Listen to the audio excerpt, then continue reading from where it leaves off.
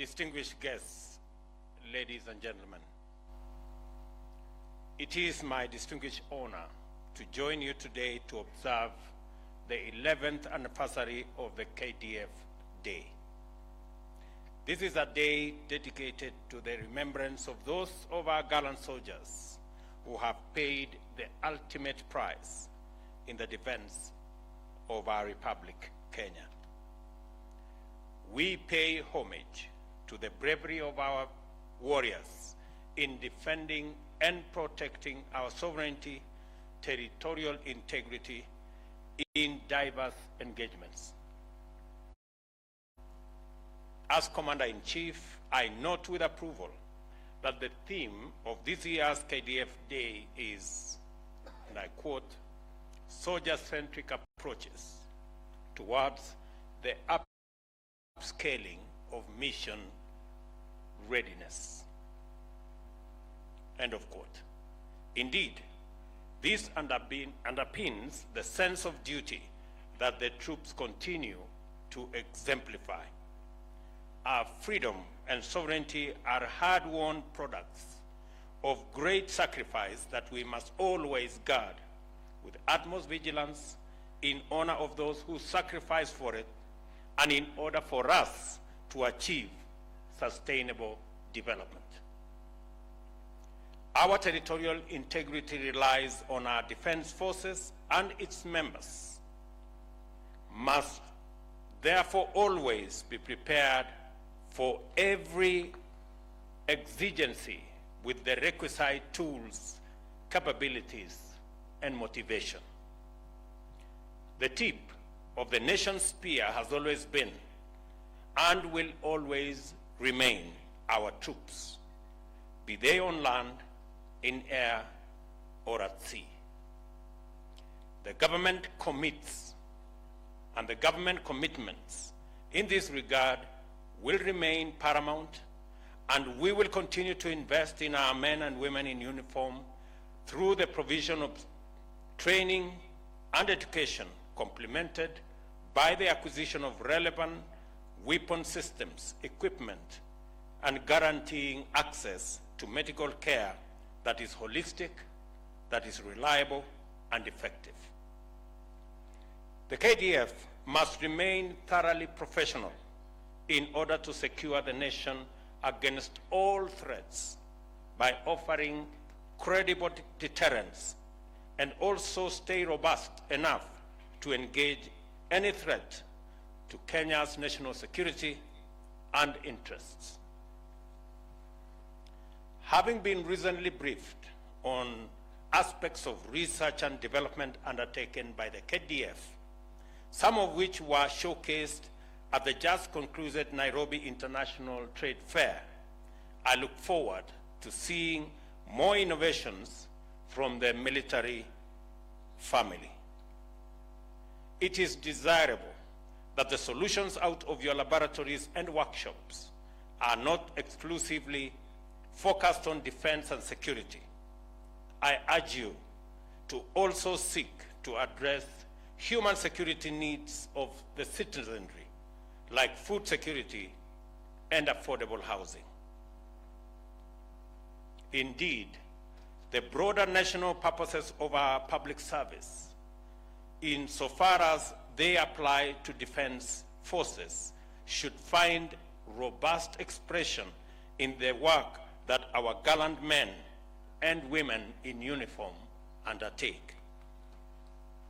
I am delighted to observe that you have seized the opportunity of engaging with the citizenry as a platform to articulate our collective aspirations and give the best expression to our national values and principles of governance.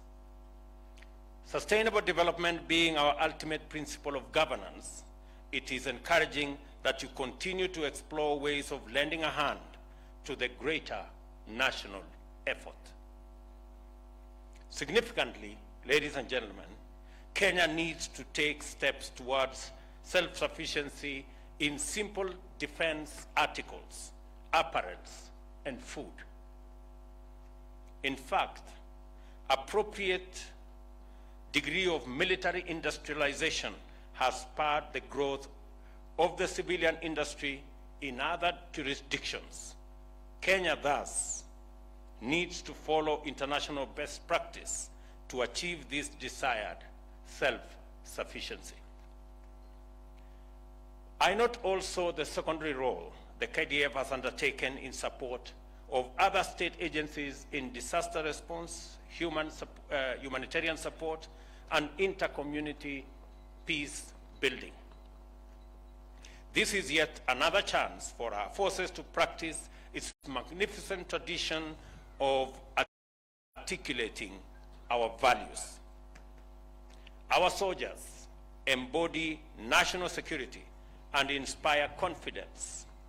Your participation at the core of efforts to solve human problems and respond to citizen needs entrench your capacity to touch hearts and to encourage people.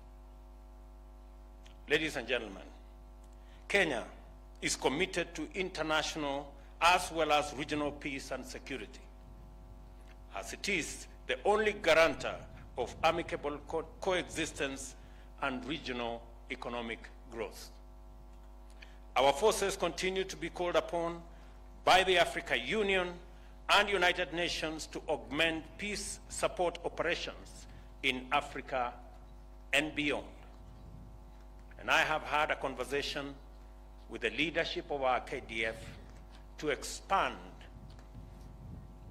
our efforts in peacekeeping across the globe. Some of the sacrifices of our soldiers, therefore, are not confined to our immediate borders. The legacy of Kenyan peacekeepers has been appreciated as far away as West Africa. We are proud of your achievements as Kenya's unique ambassadors and proud champions of the Kenyan winning way. As a responsible member of the global community, our stand on the war on terror speaks for itself. For this reason, KDF is in Somalia, having been invited among other nations to support the United Nations and the African Union Transition Mission in Somalia, formerly AMISOM. This contribution supports the efforts of the international community in pursuing peace in the Horn of Africa. Ladies and gentlemen, the welfare of soldiers and their families is a priority. I therefore appreciate the establishment of the various KDF regional hospitals in order to bring closer the requisite preventive and curative health to families and veterans. This initiative saves costly and lengthy trips to Nairobi for treatment. Ladies and gentlemen, as I conclude, I take this opportunity to rally our distinguished citizens to maintain the noble tradition of honoring the service of all our men and women in uniform, and in appreciating the heroic sacrifices they are called upon to make for us to live in peace and in freedom. We must renew our commitment to do our part in doing all we can and do it right. Let selfless service define the work we all do for our country, regardless of whether we are soldiers or otherwise engaged. In any case, Kenya is the collective project of 50 million Kenyans, citizens doing their bit, our men in uniform doing their part, and the people in the executive, in the legislature, and in the judiciary playing their role.